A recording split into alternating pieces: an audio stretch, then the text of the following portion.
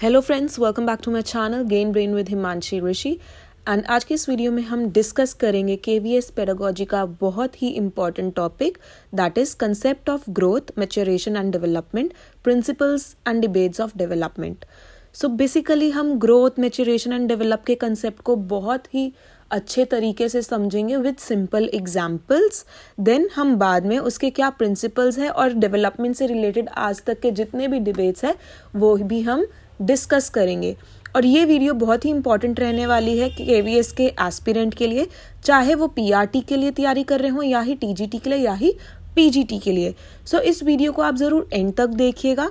अगर अभी तक आपने मेरे चैनल को सब्सक्राइब नहीं किया है या फिर आप मेरे चैनल पे न्यू हैं, so please do subscribe it. Now let's start with the video. So सबसे पहले हम समझेंगे ग्रोथ का मतलब, कि ग्रोथ बेसिकली होता क्या है। सो ग्रोथ को हम हिंदी में कहते हैं वृद्धि। वृद्धि मतलब किसी चीज़ में बढ़ना या बढ़ोतरी। और यहाँ पे हम किसी भी चीज़ की नहीं, बट यहाँ पे हम किसकी ग्रोथ की बात कर रहे हैं, इंडिविजुअल्स की, मतलब ह्यूमन बींग्स की, इंसानों की ग्रोथ की हम बात कर रहे हैं। ठीक है। सो जैसे कि आप पढ़ सकते हैं first line, growth is defined as an irreversible constant increase in size of a child. So basically growth क्या है, किसी भी बच्चे के साइज में वृद्धि होना। ठीक है। और ऐसी वृद्धि होना जो कि इरिवर्सिबल है। इरिवर्सिबल मतलब अगर एक बारी बढ़ गई वो ग्रोथ तो वापस वो चेंज नहीं हो सकती, या तो वो रुक जाएगी या तो वो उसके आगे बढ़ेगी। ये नहीं कि बढ़ के कि उसको रिवर्स कर सके या वापस से पहले की तरह उसी हम जगह या उसी तरीके से हम हो सके। सो बेसिकली ग्रोथ होती क्या है in simple language, it is the increase in height, weight, या फिर growth of heart, brain, muscles. ठीक है। सो किसी भी चीज़ में बॉडी की वृद्धि होना, चाहे वो हाइट में हो, चाहे वेट में हो, चाहे हार्ट के साइज में हो, ब्रेन के साइज में हो। सो बेसिकली ये होता है हमारा कंसेप्ट ऑफ ग्रोथ। और जो ग्रोथ है वो बहुत ही इजीली हम उसे मेजर भी कर सकते हैं, उसे नाप भी सकते हैं। अब हम ग्रोथ के कुछ कैरेक्टरिस्टिक्स पढ़ लेते हैं, कुछ फीचर्स पढ़ लेते हैं कि ग्रोथ कैसी होती है। सो ग्रोथ को जैसे भी हमने डिस्कस किया, हम उसे नाप सकते हैं, हम उसे मेजर कर सकते हैं। फॉर एग्जांपल, आप खुद भी अपना वेट चेक करते होंगे, अपनी हाइट चेक करते होंगे, तो आप देख सकते हो कि आप ग्रोथ को ईजिली नाप सकते हो, उसे मेजर कर सकते हो। और second point, it is not a continuous process. मतलब कि जो ग्रोथ है वो कंटिन्यूअस नहीं होती, एक टाइम पे आके वो रुक जाती है। अब ये आप इंसानों में ही देख लो, बच्चा लंबा होता है, लंबा होता है, लंबा होता है। अब एक टाइम में आके उस बच्चे की हाइट रुक जाती है। ये नहीं कि वो जब तक जिंदा है वो लंबा ही होता रहेगा या फिर उसका वेट बढ़ता ही रहेगा। तो ये जो ग्रोथ है ये कंटिन्यूअस प्रोसेस नहीं होता और it stops after a certain period of time. अब नेक्स्ट जो थर्ड पॉइंट है वो है क्यूमुलेटिव इन नेचर। मतलब जो ग्रोथ है वो क्यूमुलेटिव होती है नेचर में। अब क्यूमुलेटिव का क्या मतलब होता है, क्यूमुलेटिव का मतलब होता है कि increase one after another thing. अब हम इसको एक एग्जाम्पल के थ्रू समझते हैं। जैसे कि बच्चा होता है, उसके अलग अलग स्टेजेस होते हैं। इन्फेंसी स्टेज हो गया, चाइल्डहुड स्टेज हो गया, फिर लेटर चाइल्डहुड स्टेज और फिर एडोलेसेंस स्टेज। ठीक है। तो यहाँ पे क्यूमुलेटिव का मतलब होता है कि पहले जो इंसानों की ग्रोथ, पहले बच्चा थोड़ा सा बड़ा होगा इन्फेंसी स्टेज में, फिर वो चाइल्डहुड स्टेज में आएगा, फिर वो लेटर चाइल्डहुड और फिर वो एडोलेसेंस स्टेज में आएगा। कभी भी ग्रोथ ऐसी नहीं होती कि पहले ही सीधा बच्चा एडोलेसेंस में पहुँच के फिर वो चाइल्डहुड में हो जाए। तो इसको बोलते हैं क्यूमुलेटिव इन नेचर। मतलब पहले थोड़ा इंक्रीज होगा, फिर थोड़ा इंक्रीज होगा, फिर थोड़ा इंक्रीज होगा। और ऐसा एक बच्चे के साथ नहीं, ऐसा हर एक दुनिया में हर एक बच्चे के साथ ऐसा ही होगा। जो स्टेजेस होंगे वो सबके लिए सेम ही होंगे। ऐसे ही ग्रोथ होती है। ठीक है। नेक्स्ट है क्वांटिटेटिव इन नेचर। अब क्वांटिटेटिव इन नेचर का यही मतलब हो जाएगा कि हम उसे मेजर कर सकते हैं, हम उसे नाप सकते हैं। क्वांटिटी का मतलब यही होता है कोई भी चीज़ कितनी मात्रा में है। सो यहाँ पे मात्रा से रिलेटेड, मतलब यहाँ पे मात्रा का मतलब है कि बच्चे की जो कि ऐसी ग्रोथ जिसे हम नाप सके। ठीक है। जैसे कि हाइट हो गया, वेट हो गया। और जो हमारा लास्ट का पॉइंट है वो है growth proceeds more rapidly in the early years of life. तो इस लाइन का मतलब है जो किसी भी बच्चे की ग्रोथ, किसी भी इंसान की जो ग्रोथ होती है वो जब सबसे ज़्यादा तब होती है जब कोई इंसान छोटा होता है। तो आपने देखा होगा बचपन में जब बच्चा छोटा सा होता है, जब पैदा ही होता है, तो वो कितनी जल्दी बड़ा बड़ा होता रहता है, पता ही नहीं चलता कि चाइल्डहुड कब ख़त्म हो गया और कब टीनेज स्टार्ट हो गया, और कब टीनेज स्टार्ट होके कब आपका टीनेज भी ख़त्म हो गया आपको नहीं पता चलता, है ना। तो इस लाइन का यही मतलब है, जो ग्रोथ होती है वो शुरू के सालों में बहुत ज़्यादा होती है रादर देन जो बाद के साल होते हैं। अब कोई इंसान फॉर एग्जाम्पल जिसकी टीनेज ख़त्म हो गई, ठीक है, 19, अब वो 20 साल की उम्र में लग चुका है, तब उसकी ग्रोथ थोड़ी कम होगी, उसकी हाइट भी थोड़ी किसी हद तक रुक जाएगी, ठीक है, उसका वेट भी कांस्टेंट रहने लगेगा, मतलब ज़्यादा बदलाव नहीं होगा। सो बच्चों में ज़्यादा बदलाव कब आते हैं? बेसिकली तभी आते हैं शुरुआत की एज में, जब बच्चा बढ़ रहा होता है, हाइट में काफ़ी चेंज आ जाता है और वेट में काफ़ी चेंज आ जाता है। तो लास्ट लाइन का यही मतलब है। सो बेसिकली कैरेक्टरिस्टिक्स ग्रोथ के बहुत ही ज़्यादा इम्पॉर्टेंट है, आप इन्हें कहीं नोट डाउन कर लीजिए या फिर आप इन्हें हमेशा याद रखना। अब हम आते हैं कंसेप्ट ऑफ डेवलपमेंट में। सो जो बेसिकली डेवलपमेंट होता है वो क्या है? एक किसी व्यक्ति में, किसी आदमी में ऐसा चेंज जो कि बाहर से दिखाई ना दे बट उसके बिहेवियर से पता चले, ठीक है। जो ग्रोथ होती है वो दिखाई देगी, अगर कोई इंसान लंबा हो रहा है, जिसका वेट बढ़ रहा है, तो वो हम बेसिकली वो फिजिकल चेंज होगा और वो बाहर से दिखेगा। बट डेवलपमेंट एक ऐसा चेंज होगा जो हमें बाहर से नहीं दिखेगा बट उसके बिहेवियर से पता चलेगा। जब आप उस इंसान को जानोगे, वो उसकी बातचीत से पता चलेगा कि वो कितना डेवलप्ड है उसका ब्रेन, ठीक है, उसका बिहेवियर किस हिसाब से डेवलप्ड है। तो बेसिकली जो डेवलपमेंट है वो क्वालिटेटिव चेंज होता है, ना कि क्वांटिटेटिव चेंज। इसे हम मेजर नहीं कर सकते, इसे हम नाप नहीं सकते, बट ये इससे हमें बिहेवियर से पता चलता है क्या कोई व्यक्ति डेवलप्ड है, उसका माइंड, या नहीं, या फिर कितना डेवलप्ड है। और जो डेवलपमेंट है वो थ्रू आउट लाइफ चलती रहती है, मतलब कि जैसे कि जो ग्रोथ होती है वो एक टाइम पे आके रुक जाती है, आपकी लंबाई एक टाइम पे आके रुक जाएगी, बट जो डेवलपमेंट है वो इंसान में जो बिहेवियर है वो बदलता रहता है, चेंजेस होते रहते हैं। बचपन में इंसान का कोई किसी और तरीके का बिहेवियर होता है, फिर जब वो बड़ा होता है टीन एज में थोड़ा अलग तरीके का बिहेवियर होता है, बुढ़ापे में अलग, बिल्कुल ही अलग तरीके का बिहेवियर हो जाता है इंसान का। सो जो डेवलपमेंट है वो हर एक व्यक्ति में चलती ही रहती है।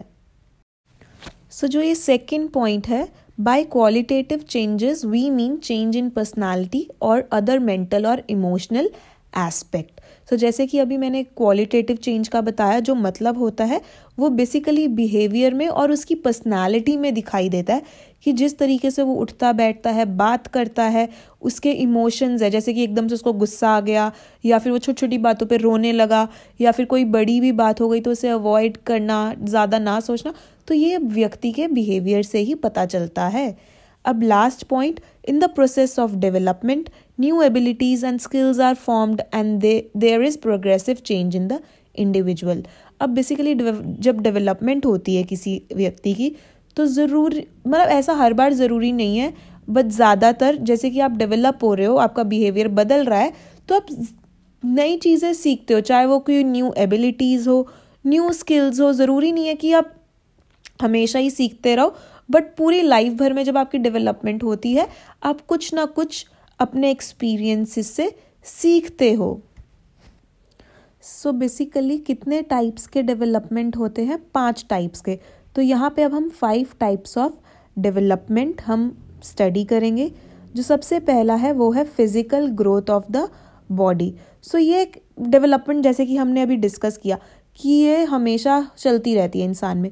जो सबसे पहली डेवलपमेंट है, ठीक है, जो बढ़ोतरी है वो सबसे पहले होती है ग्रोथ में दिखाई देती है, और वो भी बॉडी की, कि फिजिकल मतलब जो चीज़ें हमें फिजिकली दिखाई दे, जैसे कि हमारी हाइट बढ़ना, वेट बढ़ना, जो फेशियल चेंजेस, जो भी हमारे चेंजेस हो रहे हैं, सो ये क्या है? फिजिकल डेवलपमेंट या फिर physical growth of the body. तो जो डेवलपमेंट है वो physical growth of the body का पहला टाइप है। फिर है मॉरल डेवलपमेंट। अब मॉरल डेवलपमेंट क्या होती है? जब किसी व्यक्ति को अच्छे और बुरे का फ़र्क पता होता है कि चोरी करना सही है या गलत। अगर आपको पता है ये चीज़ गलत है तो आप में मॉरल डेवलपमेंट है, ठीक है। अब नेक्स्ट है इंटेलेक्चुअल डेवलपमेंट। इंटेलेक्चुअल मतलब it is an ability to think, understand and communicate. So जो इंटेलेक्चुअल है ये चीज़ें होती है दिमाग से रिलेटेड, कि आप किस तरीके से सोचते हो। अगर आपने कोई चीज़ पढ़ी है आप उसको कितनी जल्दी समझते हो, ठीक है। और आपके कम्युनिकेशन से भी आपका मतलब आपकी समझ, दिमाग आपका पता चलता है जिस तरीके से आप बात करते हो, अपनी बात को दूसरे के आगे रखते हो। सो बेसिकली ये होती है इंटेलेक्चुअल डेवलपमेंट, जो कि हर एक इंसान की बिल्कुल ही अलग होती है। अब कोई चीज़ है वो किसी को जल्दी से समझ में आ जाए और कोई चीज़ 4 बारी पढ़ के भी कहीं लोगों को ना समझ में आए। So intellectual development it varies from person to person. अब जो नेक्स्ट टाइप की डेवलपमेंट है वो है सोशल डेवलपमेंट। अगर हमें अपनी सोसाइटी में अच्छे से रहना है, सबसे बना के रहना है, तो हमें सोशल डेवलपमेंट बहुत ज़रूरी है। सोशल डेवलपमेंट का मतलब होता है इंटरैक्टिंग विद अदर्स। अगर हम सोसाइटी में रहते हैं तो ऑब्वियसली हम औरों से मिलेंगे, औरों से बात करेंगे। अब ये ऐसा बिहेवियर है, अगर आप बहुत ही जल्दी गुस्सा हो जाते हो और हम अपने आसपास के नेबर्स मतलब पड़ोसियों से लड़ने लगते हो, अपने घर में छोटी छोटी बातों पे आप कलेश करते हो, लड़ते हो, तो इसका मतलब आप में सोशल डेवलपमेंट की कमी है। और अगर आप बहुत ही खुश मिजाज इंसान हो, अगर लोग आपसे बात करना चाहते हैं, आपसे फ्रेंडशिप करना चाहते हैं, तो इसका मतलब आप सोशली बहुत एक्टिव हो, आपके बहुत सारे फ्रेंड्स होंगे, आप लोगों से बहुत मिलते जुलते हो, तो इसका मतलब आप में सोशल डेवलपमेंट है। अब नेक्स्ट जो लास्ट है डेवलपमेंट टाइप का वो है इमोशनल डेवलपमेंट। इमोशनल डेवलपमेंट मतलब फीलिंग्स एंड इमोशंस। जैसे अभी हमने डिस्कस किया था एग्जाम्पल कि आप कैसे आपके इमोशंस है। अब कोई एक चीज़ सुन के कोई व्यक्ति होगा वो एकदम से रो पड़ेगा, बट किसी के इमोशंस बिल्कुल अलग होंगे। सेम चीज़ पे वो ना अपना इमोशन को कंट्रोल कर ले और वो ना रोए, चाहे वो दुखी हो, बट वो अपने आंसुओं को बाहर ना आने दे, ठीक है। सो ये होता है हमारा इमोशनल डेवलपमेंट। ये भी हर व्यक्ति में बहुत ही मतलब अलग अलग तरीके के इमोशंस होते हैं, ठीक है। ये जितने भी अभी हमने डेवलपमेंट करे हैं ये हर एक व्यक्ति के सेम नहीं होते, it varies from person to person.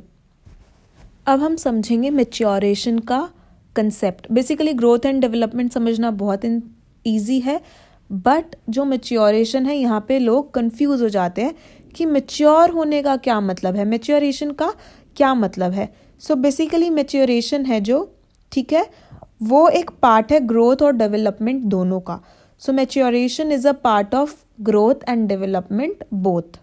अब इसको हम समझते हैं कि कैसे ये दोनों का पार्ट है। अब जो मैच्योरेशन है इसमें फिजिकल एस्पेक्ट्स भी आ जाते हैं, इसमें इंटेलेक्चुअल मतलब जो हमारे सोचने की क्षमता से रिलेटेड है, और इससे हमारे इमोशनल भी एस्पेक्ट्स आ जाते हैं। अब मैच्योरेशन का मतलब ये नहीं होता है कि अगर बच्चे की सही ग्रोथ हो गई तो मतलब वो मैच्योर है, नो। पहली बात, जैसे कि 10 साल के जो बच्चे की हाइट और वेट होनी चाहिए, फॉर एग्जाम्पल जैसे कि एक 10 साल का बच्चा है, अगर उसकी एकदम आइडियल जैसे कि हाइट उसकी होनी चाहिए फॉर एग्जाम्पल 4 या 4.5 फीट के बीच में, और उसका जैसे कि वेट होना चाहिए 20 या 25 के बीच में, और उस बच्चे की हाइट वेट एकदम ग्रोथ के हिसाब से बिल्कुल परफेक्ट है, बट उसे ABCD भी नहीं आती, तो इसका मतलब वो मैच्योर नहीं है। मैच्योर बच्चा वही है जो अपनी ग्रोथ के हिसाब से दिमाग से भी उतना ही मैच्योर हो, मतलब उतने ही उसमें स्किल्स हों।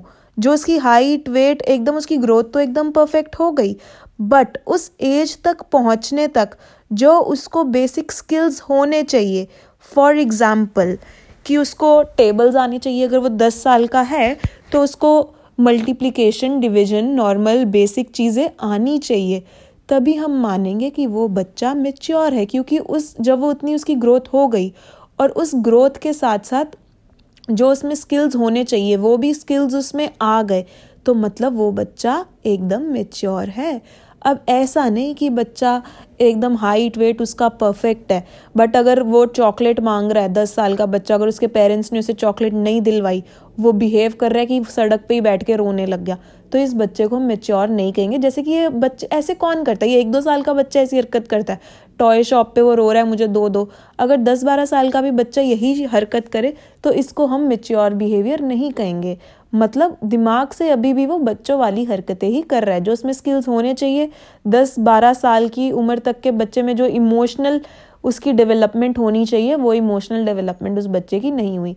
सो बेसिकली जो मेच्योरेशन है वो यही है कि ग्रोथ के हिसाब से बच्चा इमोशनली भी ढंग से उस एज तक डेवलप हो गया हो, और जो उसमें बेसिक स्किल्स आनी चाहिए उस एज तक वो भी अगर आ जाए, तीनों चीज़ें अगर एक साथ हो जाए, तब हम मानेंगे कि ये मेच्योरेशन है या फिर वो बच्चा एकदम मेच्योर है। सो बेसिकली मेच्योरेशन का कंसेप्ट बस इतना ही है। तो अब हम प्रिंसिपल्स ऑफ डेवलपमेंट डिस्कस कर लेते हैं।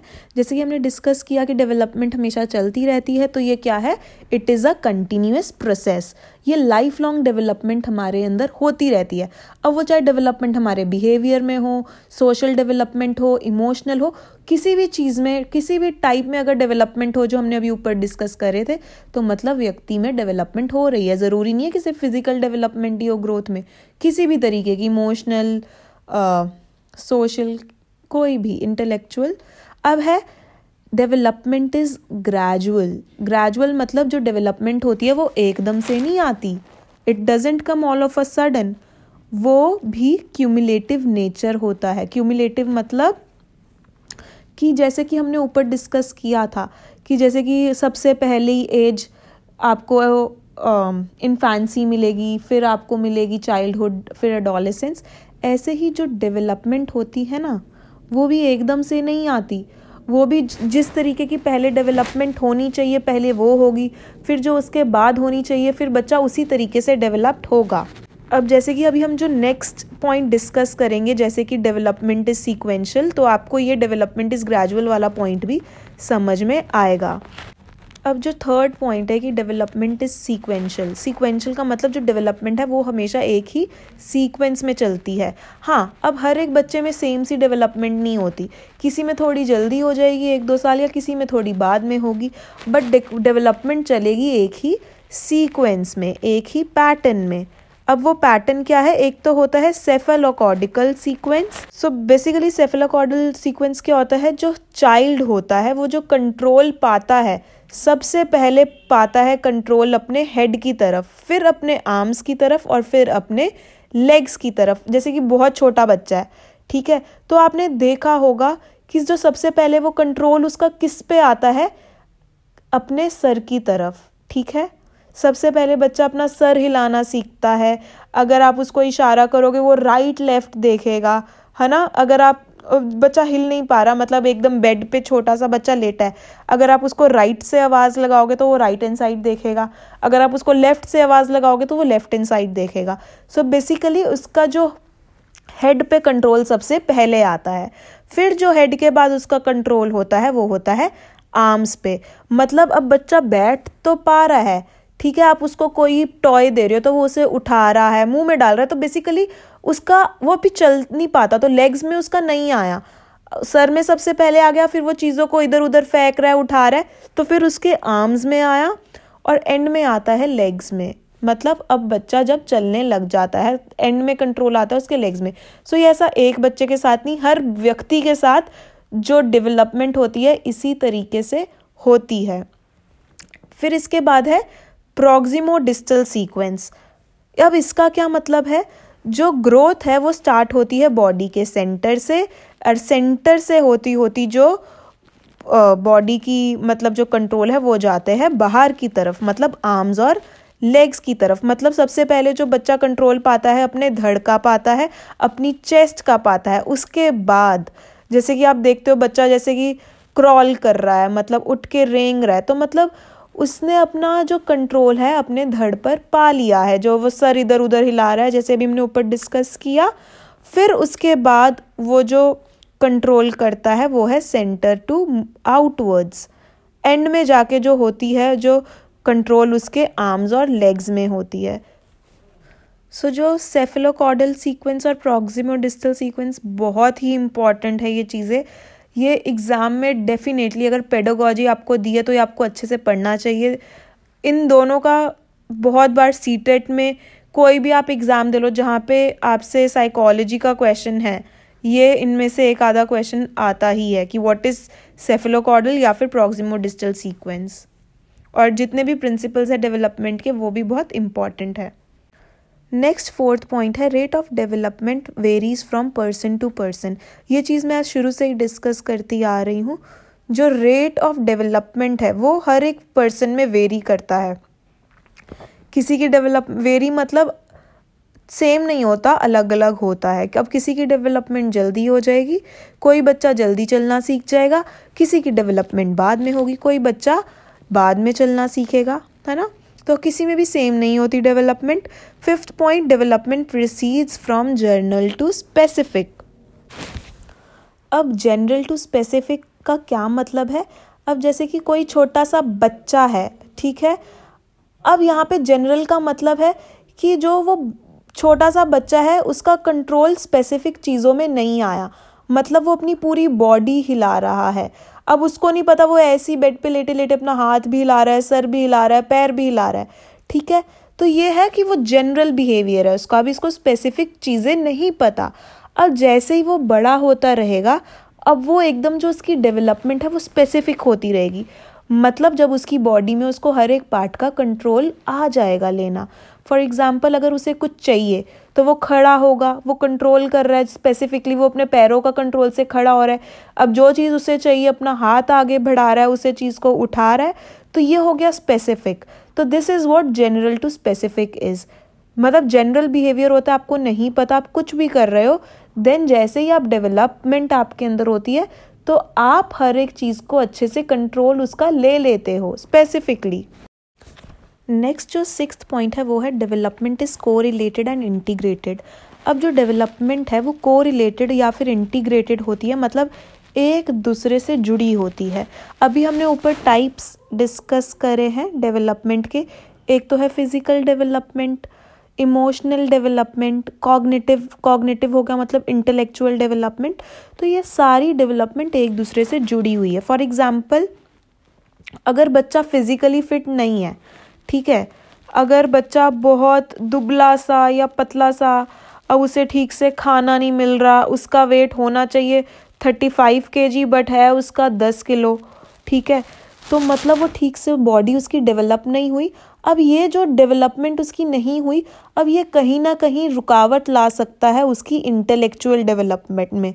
मतलब जो उसकी सोचने की स्थिति है वो थोड़ी सी जो नॉर्मल बच्चों की ठीक होती है उसमें शायद उसकी कम रह जाए, या फिर वो इमोशनल डेवलपमेंट उसकी, या फिर सोशल डेवलपमेंट लगा लो। अगर बच्चा फिजिकली नहीं है फिट, ठीक है, तो वो इतना सोशली भी एक्टिव नहीं है, थका हुआ रहता है, घर पे ही रहता है, किसी से मिल नहीं रहा। तो इसका बेसिकली ये मतलब है जो डेवलपमेंट है वो एक दूसरे टाइप से इंटीग्रेटेड होती है, मतलब रिलेटेड होती है। नेक्स्ट है डेवलपमेंट इज प्रिडिक्टेबल।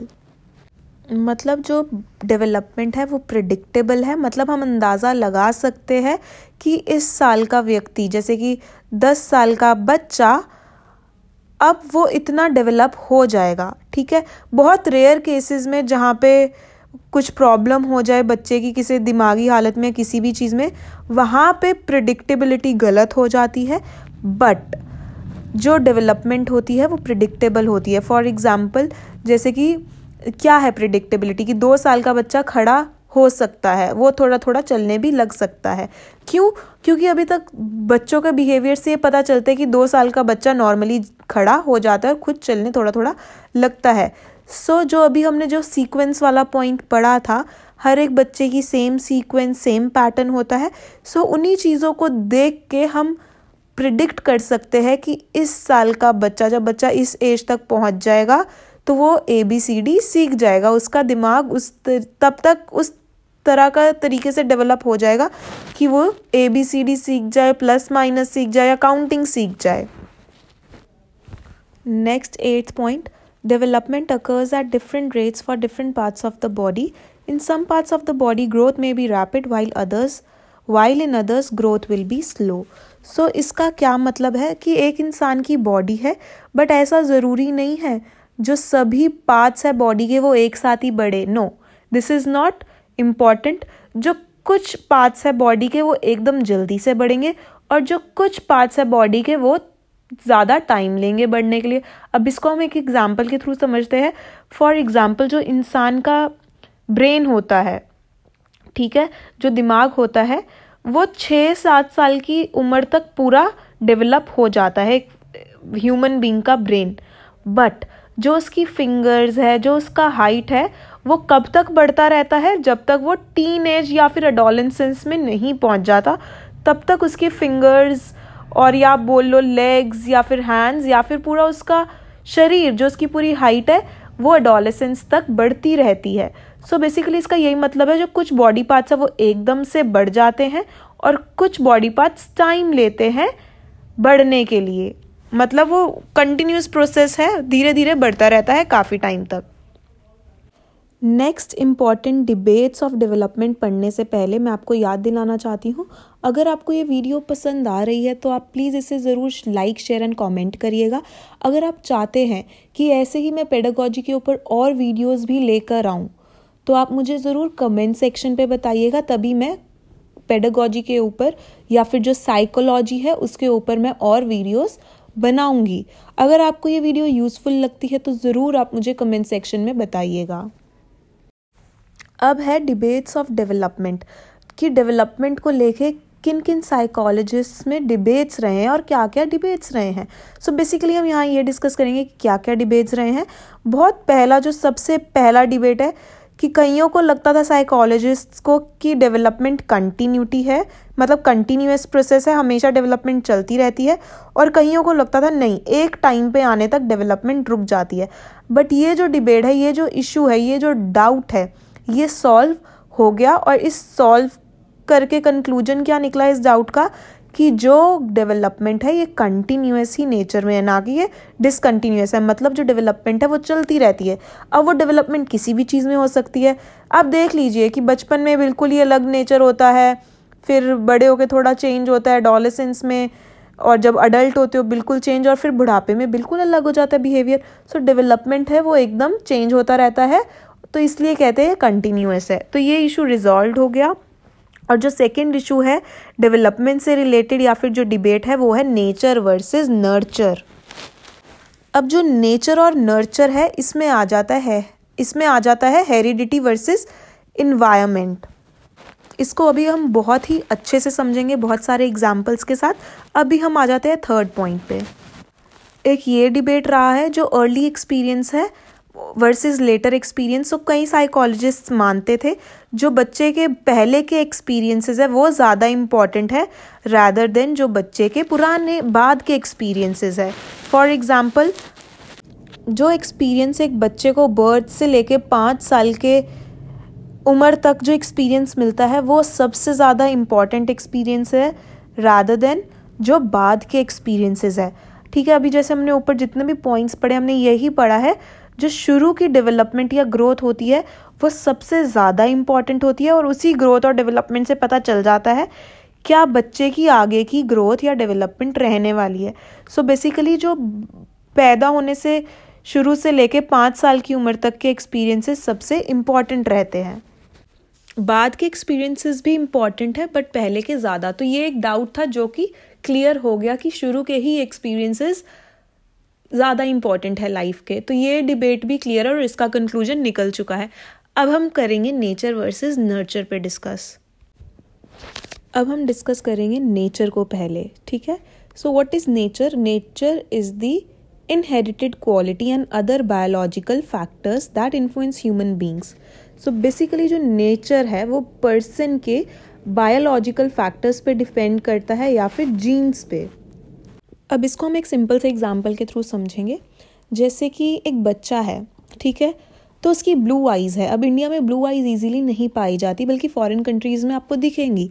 अगर किसी भी पेरेंट की, उसके मदर या फादर की ब्लू आइज़ है तो चांसेस होते हैं कि शायद उस बच्चे की भी ब्लू आइज़ हो. या फिर ग्रे आइज लगा लो, किसी के पेरेंट की ग्रे आइज है तो चांसेस आर देयर कि बच्चे के भी ग्रे आइज हो सकते हैं। क्यों? क्योंकि जो उसको वो जीन्स मिलेगी अपने पेरेंट्स से मिलेगी, है ना। सो इसी को हम कहते हैं बायोलॉजिकल फैक्टर्स, जो बच्चा अपने पेरेंट्स से अक्वायर करता है। सो जो नेचर का मतलब हो गया वो हो गया हेरिडिटी। हेरिडिटी यही जो मैंने अभी आपको चीज़ समझाई, जो हम अपने पेरेंट्स से चीज़ अक्वायर करते हैं, कोई भी कैरेक्टरिस्टिक या कुछ भी जब हम पैदा होते हैं। सो अब कहीं लोग क्यों कंफ्यूज हो जाते हैं, हम कहते हैं नेचर नेचर नेचर मतलब इन्वायरमेंट। जी नहीं, जो ये डिबेट है नेचर और नर्चर के बीच में, यहाँ पे नेचर का मतलब आ जाता है हेरिडिटी। ठीक है, अब आप ये देखिए बहुत इंपॉर्टेंट टर्म है नेटिविज्म। इसको पढ़ते हैं पहले फिर समझते हैं। Nativism believes in the theory of nature in which they believe that human species are a product of each person's unique genetic code। अब एक नेटिविज्म उन लोगों की थ्योरी को माना गया है जो लोग ये बिलीव करते हैं कि जो एक बच्चा बनता है इस दुनिया में आके, वो इन्वायरमेंट की वजह से नहीं, वो अपने पेरेंट्स की वजह से बनता है। जो उसमें कैरेक्टरिस्टिक्स आते हैं वो उसकी इन्वायरमेंट की वजह से नहीं आते, बट वो जो उसके कैरेक्टरिस्टिक्स आते हैं वो उसके माँ बाप की वजह से उसके अंदर आते हैं। ठीक है, सो जो नेटिविज्म्स बिलीव करते हैं वो करते हैं कि ये जो बच्चा है वो बिल्कुल हेरिडिटी का प्रोडक्ट है, मतलब अपने पेरेंट्स का ही प्रोडक्ट है। जो उसका नेचर है, कैरेक्टरिस्टिक्स है बॉडी के, वो उसके पेरेंट्स की वजह से ही, जो उसकी डेवलपमेंट है उसके पेरेंट्स की वजह से ही उसमें होगी और उनसे मिलती जुलती ही होगी। सो ये नेटिविज्म का ऐसा मानना है। अब हम आ जाते हैं नर्चर के ऊपर, जो नेचर और नर्चर का डिबेट है। नेचर मतलब अभी समझाया हेरिडिटी। अब जो यहाँ पे नर्चर है, नर्चर का मैं आपको मतलब एक वर्ड से समझा देती हूँ। यहाँ पे नर्चर का मतलब है इन्वायरमेंट। ठीक है, अब ये वो थ्योरी है उन लोगों की जो मानते हैं साइकोलॉजिस्ट, जो बच्चा है उसकी डेवलपमेंट हेरिडिटी पे नहीं बट उसके इन्वायरमेंट पे डिपेंड करता है। अभी हमने जैसे नेटिविज्म पढ़ा, वो लोग होते हैं जो बिलीव करते हैं कि जो बच्चे का डेवलपमेंट है पूरा किस पे डिपेंड करता है, हेरिडिटी पे। अब ये एक टर्म है एम्प्रिसिज्म। अब एम्प्रिसिज्म वो साइकोलॉजिस्ट्स है जो बिलीव करते हैं जो ह्यूमन बीइंग है वो जो प्रोडक्ट है वो किसके हैं, अपने इन्वायरमेंट पे, ना कि हेरिडिटी के ऊपर। तो इसलिए ये डिबेट है, कुछ साइकोलॉजिस्ट वो चीज़ मानते हैं और कुछ साइकोलॉजिस्ट नर्चर के ऊपर मानते हैं। अब यहाँ पे एक एग्जाम्पल के थ्रू ही समझते हैं हम। अब जैसे कि एक बच्चा है, ठीक है, अब वो एक अच्छी फैमिली में पैदा हुआ है, उसको बहुत भरपूर खाना मिल रहा है, ठीक है, उसको अच्छी खासी पेरेंट्स की केयर मिल रही है, तो उस बच्चे की डेवलपमेंट अच्छी होगी। अब एक बच्चा है जो बहुत ही गरीब फैमिली से बिलोंग करता है, मुश्किल से उसे एक वक्त की रोटी भी बहुत मुश्किल से नसीब होती है और उसके पेरेंट्स भी उसके ऊपर ज़्यादा ध्यान नहीं दे पाते। तो मतलब वो फिज़िकली भी इतना फिट नहीं है क्योंकि वो पतला है, काफ़ी भूख में रह रहा है, तो वो ज़्यादा मतलब कॉग्निटिव वाइज भी देखा जाए, इंटेलेक्चुअल वाइज भी वो ज़्यादा डेवलप्ड नहीं है। ठीक है, क्योंकि वो फिजिकली नहीं डेवलप्ड, वो इमोशनली और सोशली भी नहीं डेवलप्ड। तो बेसिकली जो एम्प्रिसिज्म है वो यही मानते हैं कि जो इन्वायरमेंट है बच्चे का उसका बहुत इम्पॉर्टेंट रोल होता है, बल्कि ये मानते हैं जो पूरा प्रोडक्ट है बच्चा वो अपने इन्वायरमेंट की वजह से है, ना कि हेरिडिटी की वजह से। और एक जो साइकोलॉजिस्ट है जिनका नाम यहाँ पे हमने मेंशन किया है वो है जॉन लॉके। अब इनका क्या मानना है कि एक जो ह्यूमन बीइंग है वो टैबुलर ऐसा है, मतलब वो एक प्लेन स्लेट की तरह है जिनका माइंड डेवलप्ड होता है एक एक्सपीरियंसेस और लर्निंग के थ्रू। सो ये भी नर्चर के अंदर ही आ जाता है। एक्सपीरियंसेस और हमें लर्निंग्स कहाँ से मिलती हैं, ये हमें मिलती है अपने इन्वायरमेंट से, और अपने इन्वायरमेंट से लेके वो अपनी पर्सनालिटी फॉर्म करता है, फिर उसका बिहेवियर फॉर्म होता है। सो बेसिकली ये दोनों बहुत इंपॉर्टेंट, हमने 3 डिबेट्स अभी डिस्कस करे हैं, तो ये बहुत इंपॉर्टेंट, मोस्ट इंपॉर्टेंट डिबेट है नेचर एंड नर्चर का। और जॉन लॉके का जो टैबुला रसा है, ये भी क्वेश्चन में बहुत बार पूछा जाता है कि टैबुला रसा बच्चों को किसने बोला है, जॉन लॉके ने बोला है। ठीक है, और टैबुला रसा है क्या, वो है प्लेन स्लेट। और ये किससे रिलेटेड है, ये है नर्चर से रिलेटेड।